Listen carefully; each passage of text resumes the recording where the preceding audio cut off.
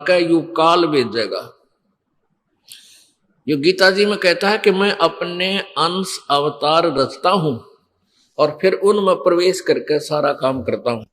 इसलिए गीता जी अध्याय नंबर 4 के श्लोक नंबर 5 और 9 में कहा कि अर्जुन, तेरे और मेरे बहुत जन्म हो चुके हैं, तू नहीं जानता मैं जानता हूं।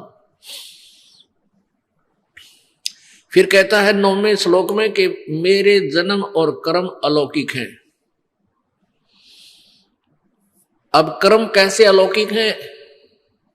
श्री कृष्ण में प्रवेश करके महाभारत करवा दी, युद्ध करवाया। ओह, परशुराम का जन्म दिया, परशुराम में प्रवेश करके अक्षत्रियों को मार डाला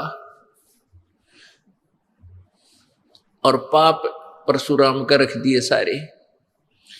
ऐसे ही राजा हरिश्चंद्र जी को नीकलंक नाम से संभल नगरी में विष्णुदत्त शर्मा के घर पर इसका जन्म होगा 10वें अवतार का।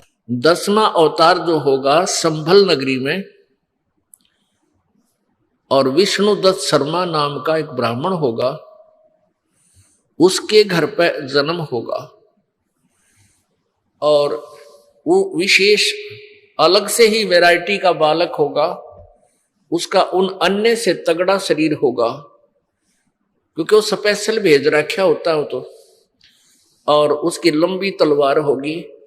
इन कृतघ्नी प्राणियों को ऐसे काटेगा न जैसे या करेन गेहूं काटा करे, ऐसे काटेगा न बुरी तरह इनको खत्म करेगा। फिर क्या होगा? उन प्राणियों को बख्शा जाएगा जो उस समय भी भगवान से डरने वाले होंगे।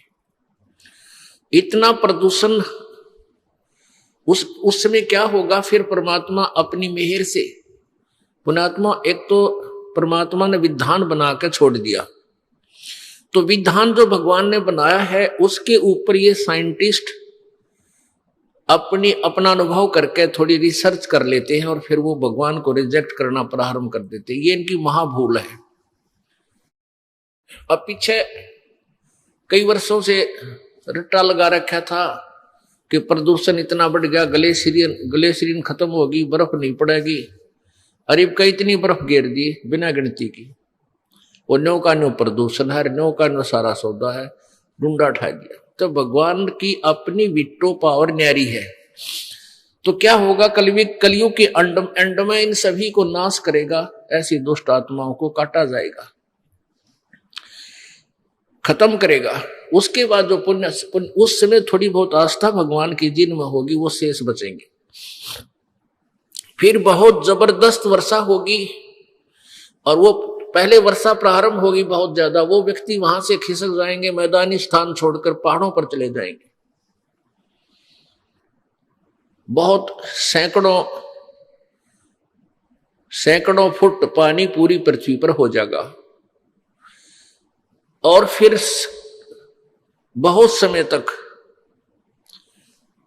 ये पानी धीरे धीरे ये जल सूखना शुरू होगा, और जो जमीन का अनउपजाऊ अंश था वो जल के कारण ऊपर आ जाएगा।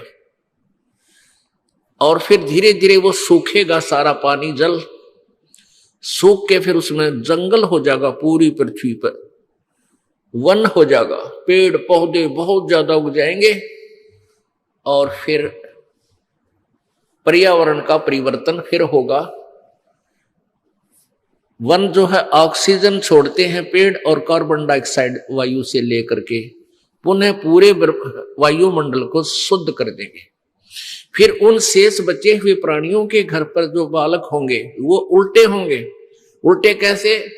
माता पिता तो 2.5 फुट के, और बेटा बेटी हो जाएंगे 4-4, 5-5 फुट के। फिर धीरे धीरे बढ़ना शुरू होगा। तो सतयुग में सैकड़ों फुट हाइट के इंसान हो जाते हैं, सैकड़ों फुट, और लाखों वर्ष की आयु हो जाती, क्योंकि शुद्ध वायु, शुद्ध वातावरण, बीमारी होती नहीं उस समय।